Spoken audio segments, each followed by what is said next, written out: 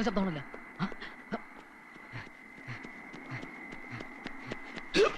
ഇവിടെ നിൽക്കായിരുന്ന ഞാനിത് എവിടെ എല്ലാം തിരക്കി. കുഴപ്പമായി, ആകെ കുഴപ്പമായി. എന്താ നാട്ടിലുള്ള അമ്മാവനും അമ്മായും വന്നിട്ടുണ്ട്. അവർക്ക് കാശിക്ക് പോയെന്നാണല്ലോ അമ്മ എഴുതിയിരുന്നത്. തീർത്ഥയാത്രയൊക്കെ കഴിഞ്ഞുള്ള മടക്കത്തിലാ ഇങ്ങോട്ട് വന്നത്. അമ്മ കൊടുത്ത കൊണ്ടാട്ട അച്ചാറൊക്കെ കൊണ്ടുവന്നിട്ടുണ്ട്. ആരാണ് ഒന്നിന് പുറകെ വേറൊന്ന് ഒഴിയാബാധ പോലെ. എന്ത് അവരവിടെ കണ്ടോടാ? കണ്ട്. എന്നിട്ട് എന്നോട് ഇവളാരാണ് അതൊക്കെ? ഞാൻ പറഞ്ഞത് പേര് മഹാലക്ഷ്മിയാണ്. സാറിന്റെ ഭാര്യയല്ല, ആരുമല്ല. ഒരു ആപത്ത് പെട്ടപ്പോൾ രക്ഷപ്പെടുത്തിക്കൊണ്ടെന്നാണ് പറഞ്ഞു. അങ്ങനെ പറഞ്ഞ കുഴപ്പമുണ്ടോ? കുഴപ്പമുണ്ടെങ്കിൽ മാറ്റി പറയാം. പക്ഷെ ഞാൻ പറഞ്ഞൊന്നും അവർക്ക് വിശ്വാസമായിട്ടില്ല കേട്ടാ. എങ്ങനെ വിശ്വസിക്കും? സ്ത്രീകൾ ആപത്തുപ്പെടുമ്പോ രക്ഷിക്കാൻ നീ ആര്? ഭഗവാൻ ശ്രീകൃഷ്ണനാ? അല്പം കൂടി വിശ്വസിക്കാവുന്ന തരത്തിലുള്ള കഥ ഉണ്ടാക്കാമായിരുന്നില്ലേ നിനക്ക്? 10-30 കൊല്ലായി ഞാൻ കുട്ടികളെ പഠിപ്പിക്കാൻ തുടങ്ങിയിട്ട്. എന്നെ അങ്ങനെ വേറൊരു മണ്ടനാക്കല്ലേ മോനെ. നാത്തു മോനെ കല്യാണം കഴിക്കാൻ പറഞ്ഞ് നിർബന്ധിക്കുമ്പോ വിമാനം പറക്കട്ടെ, മേടം വരട്ടെ, ചിങ്ങം കഴിട്ടെ എന്നൊക്കെ പറഞ്ഞ് ഇവൻ ഒഴിഞ്ഞു മാറിയത് എന്തിനാണെന്നേ ഇപ്പൊ അമ്മ അവന് മനസ്സിലായ? എത്ര പ്രാവശ്യം ഞാനും അവള് ഇവനോട് ചോദിച്ചതാ മനസ്സിലാരെങ്കിലും ഉണ്ടോന്ന്. അന്നൊക്കെ അമ്മ നിശ്ചയിക്കുന്ന പെണ്ണിനെ മാത്രമേ കല്യാണം കഴിക്കൂന്നായിരുന്നല്ലോ പറഞ്ഞത്. എന്നിട്ടിപ്പൊ എന്തായി? ഇങ്ങനെയൊന്നും മനസ്സിലുള്ള കാര്യം നമ്മളോട് പറഞ്ഞാ പോരായിരുന്നോ? ഞാൻ പറഞ്ഞ് സമ്മർപ്പിക്കില്ലേ നാത്തുവിനെ കൊണ്ട്? അമ്മാവനും അമ്മായി എന്ത് മനസ്സിലാക്കിയിട്ടായി പറഞ്ഞു കൂട്ടുന്നത്? ഈ പെണ്ണിനെ പറ്റി ഞാൻ പറഞ്ഞത് മുഴുവൻ സത്യ. വിശ്വാസമല്ലേ? അവളോട് ചോദിച്ചു നോക്ക്. നീ ഒന്നും പറയണ്ട. വെറുതെ കള്ളം പറഞ്ഞിട്ട് എന്തിനാ പാവം വലിച്ചു കൂട്ടുന്നത്? ജീരകവെള്ളം ഞാൻ അങ്ങോട്ട് കൊടുക്ക. നിന്ന് വയർക്കുന്നുണ്ടില്ലേ വെള്ളം. ഞാൻ എന്ത് ചെയ്ത്? ഇതാപ്പ നന്നായത്. അങ്ങാടി തോറ്റേനെ അമ്മോടെന്ന് പറഞ്ഞ കണക്ക്. ആ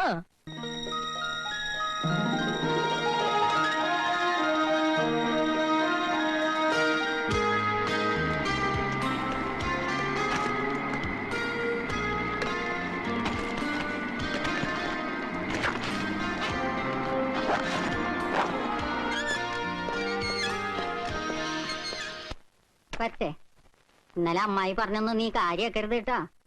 എത്രയും പെട്ടെന്ന് നിന്നെയും കൊണ്ട് നാട്ടിലേക്ക് വരാൻ ഞാൻ അവനോട് പറയാം. ഇങ്ങോട്ട് വരുമ്പോ ഈ പെട്ടിക്ക് ഇത്ര വെയിറ്റ് ഉണ്ടായിരുന്നില്ലല്ലോ. അങ്ങനെ വിചാരിക്കാൻ പാടില്ല. അമ്മാവനാണ്.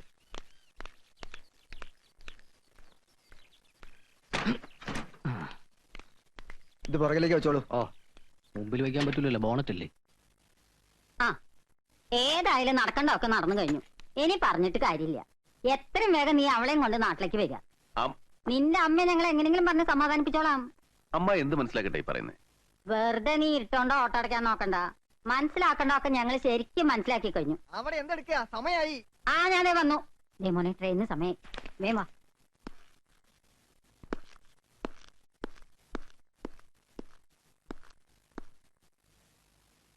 അമ്മായി പറഞ്ഞിട്ട് പോയി കേട്ടില്ലേ? മനസ്സിലാക്കേണ്ടതൊക്കെ അവർ മനസ്സിലാക്കി കഴിഞ്ഞു. ഇതുവരെ ഇവിടെ അറിയുള്ളൂ, ഇനിയിപ്പോ നാട്ടിലും. തൃപ്തിയായില്ല നിനക്ക്? പലവട്ടം വിവാഹം കഴിക്കാൻ അമ്മ നിർബന്ധിച്ചിട്ട് ഒഴിഞ്ഞു മാറിയതാ ഞാൻ. എയർഫോഴ്സും റിസർച്ചും മാത്രമായിരുന്നു മനസ്സിലാകെ. അവസാനം അമ്മയുടെ നിർബന്ധം സഹിക്കാതായപ്പോ അമ്മ നിശ്ചയിക്കുന്ന ഏത് പെണ്ണിനെയും വിവാഹം കഴിച്ചോളാന്ന് ഞാൻ വാക്കും കൊടുത്തു. പുക കണ്ടാലേ ആളിക്കത്തുന്ന തീയാണെന്ന് വിശ്വസിക്കുന്ന കൂട്ടത്തില എന്റെ അമ്മ. ഇവിടെ കണ്ടത് ഇരട്ടിയാക്കിയുള്ള അമ്മയുടെ വിവരണം കൂടെ കേൾക്കുമ്പോ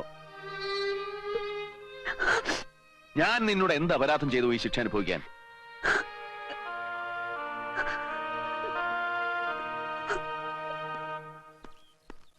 ആ സാറ് വരുന്നു.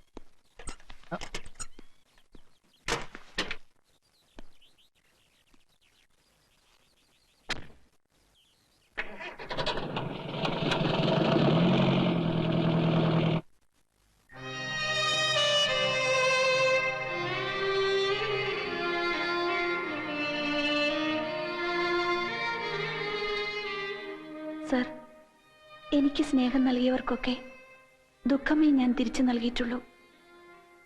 ഞാൻ കാരണം അങ്ങയുടെ സ്വസ്ഥത നശിച്ചു. ഏറെ അപമാനം സഹിക്കേണ്ടി വന്നു. ഇനിയും അങ്ങയ്ക്കൊരു ഭാരമായി തുടരാൻ ഞാൻ ആഗ്രഹിക്കുന്നില്ല. എന്നോട് പൊറുക്കണം, ക്ഷമിക്കണം. ഇത്രയും നാൾ എന്നോട് കാണിച്ച അനുകമ്പയ്ക്ക് നന്ദി.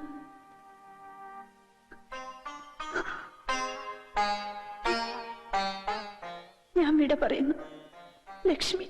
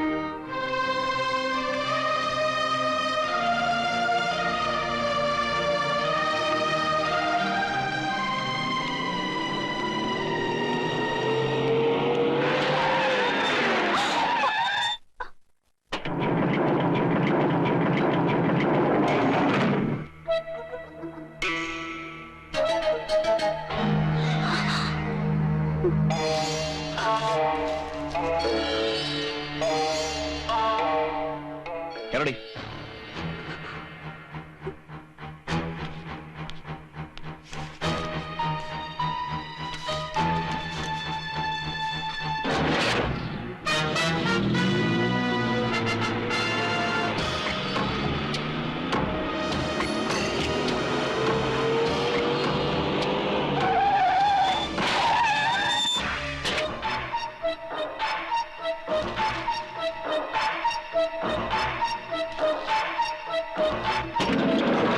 ഇറങ്ങടി.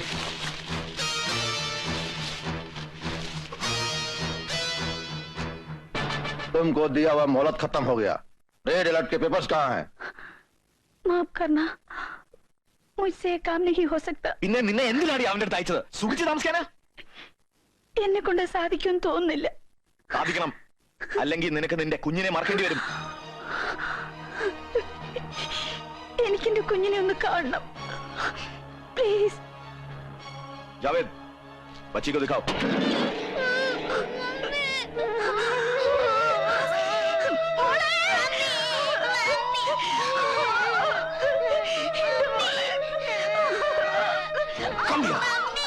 നിനക്ക് 10 ദിവസം കൂടി സമയം തരുന്നു. അതിനുള്ളിൽ നിന്നെ ഏൽപ്പിച്ച ജോലി നീ തീർത്തില്ലെങ്കിൽ എന്നേക്കുമായി കുഞ്ഞിനെ മറന്നോ. അയാളോടൊപ്പം നിന്ന് ഞങ്ങളെ ഒറ്റുകൊടുക്കാമെന്ന് ചിന്തിച്ചാൽ പോലും നിന്റെ കുഞ്ഞിനെ നീ പിന്നെ കണി കാണില്ലെന്ന് ഓർപ്പിച്ചോ.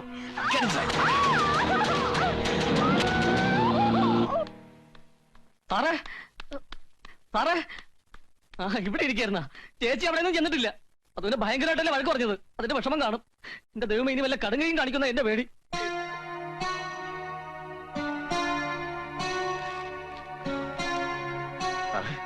എന്തായാലും നേരെ എത്രയല്ലേ ആയുള്ളൂ. നമുക്ക് ടൗണിലേക്ക് ഒന്ന് പോയി നോക്കിയാലോ. റെയിൽവേ സ്റ്റേഷന്റെ ഭാഗത്ത് ഞാൻ നോക്കാം. സാറി എന്ന് ഒന്നും മിണ്ടാതെ പോവാണ്. സാറിനൊന്നും ഇല്ലായിരിക്കും, പക്ഷെ എനിക്കെന്റെ സ്വന്തം പെങ്ങളെ പോലെയാ.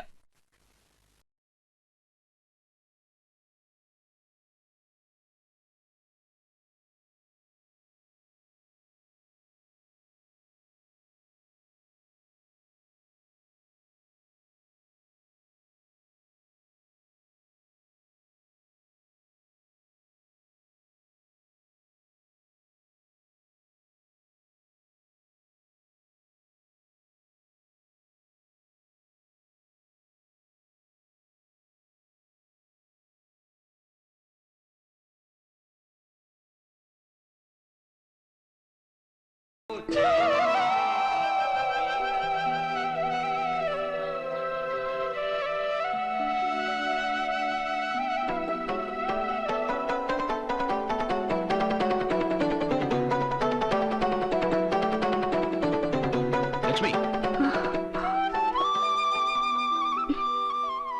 നീ എന്തായി കാണിച്ചത്? ഊരും ഭാഷയൊന്നും അറിയാത്ത നീ ഇവിടെ എന്ത് ചെയ്യാൻ? എല്ലാരും കൂടെ ഒരു മനുഷ്യനിട്ട് വട്ടുപിടിപ്പിച്ച ഞാൻ എന്ത് ചെയ്യും? അപ്പോഴത്തെ ദേഷ്യത്തിന് ഞാൻ എന്തെങ്കിലും പറഞ്ഞെന്ന് വെച്ച് വീട്ടിൽ നിന്ന് ആരും വരാത്തതിൽ ദുഃഖമൊന്നും വേണ്ട. വരുന്നില്ലെങ്കിൽ വേണ്ട. വാ, നമുക്ക് പോവാം.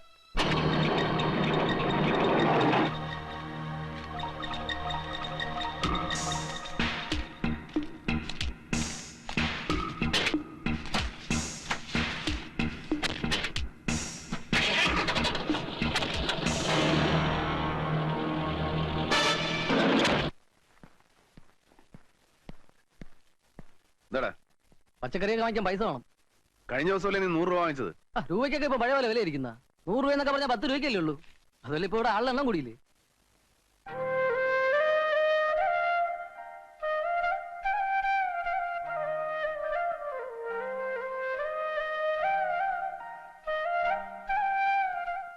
ഇതിലിത്ര ആലോചിക്കാൻ തിരിക്കുന്നത്. കാശെടുത്താറേ 200. ആ ലക്ഷ്മിക്ക് വല്ലതും വേണമെങ്കിൽ വാങ്ങിച്ചു കൊടുത്തേക്ക്. അത് എന്നോടൊന്നും ചോദിച്ചില്ലല്ലോ. അവള് ചോദിക്കുവോ? നീ അങ്ങോട്ടല്ലേ ചോദിക്കേണ്ട വല്ലതും വേണമെന്ന്. ഇനി ഞാൻ എപ്പോഴും ചോദിക്കാം വല്ലതും വേണോ വല്ലതും വേണോ. എപ്പോഴും ചോദിക്കണ്ട. എന്നാ വല്ലപ്പോഴും ചോദിക്കാം വല്ലതും വേണോന്ന്.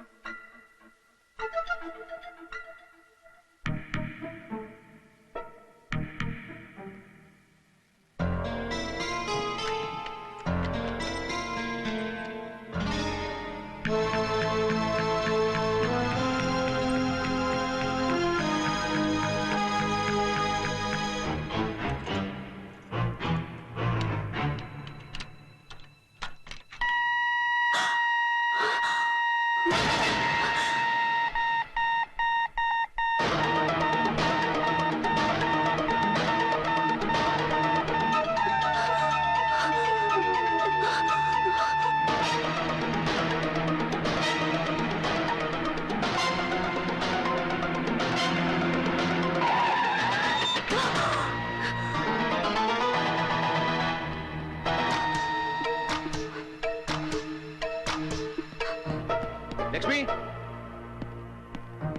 ലക്ഷ്മി ലക്ഷ്മി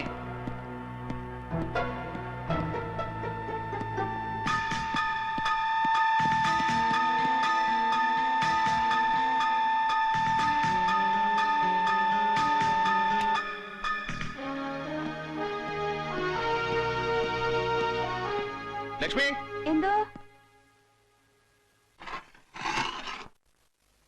ലക്ഷ്മിയാണോ എന്റെ സ്റ്റഡി റൂമിലെ അലമാര തുറന്നത്? മുറി വൃത്തിയാക്കുന്ന കൂട്ടത്തിൽ മേശപ്പുറത്തിരുന്ന ബുക്സും ഫയൽസും മറ്റും അതിൽ വെക്കാൻ വേണ്ടി ഞാൻ ആകെ പേടിച്ചു പോയി. വല്ല കള്ളന്മാരെ മറ്റായിരിക്കുന്നു വിചാരിച്ചു. അതുകൊണ്ടാണ് ഓടിക്കരച്ച് വന്നത്. ആ അൽമാരയിൽ അലാമുണ്ട്. അത് ആര് തുറന്നാലും എനിക്ക് സിഗ്നൽ കിട്ടും. രാമ വന്നില്ലേ? ഇല്ല. പിന്നെ ഒറ്റയ്ക്കാവുമ്പോ സൂക്ഷിക്കണം. വാതിലൊന്നും തുറന്നിടരുത്. ഞാൻ മറ്റേ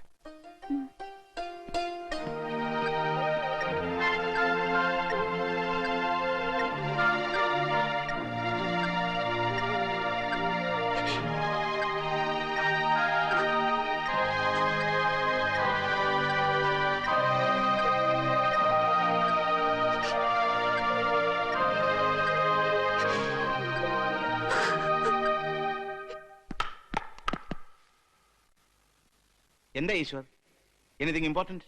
ബിന്ദിനിപ്പുറം ഇന്ത്യയിലെന്ന് പറയുന്നവരോട് സാറിന് ധൈര്യമായിട്ട് പറയാം, ബിന്ദിനിപ്പുറം ഇന്ത്യ തന്നെയാണെന്ന്.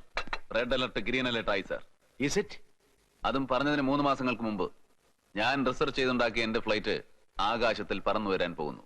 I will have my first test flight day after tomorrow. Good. Thank you.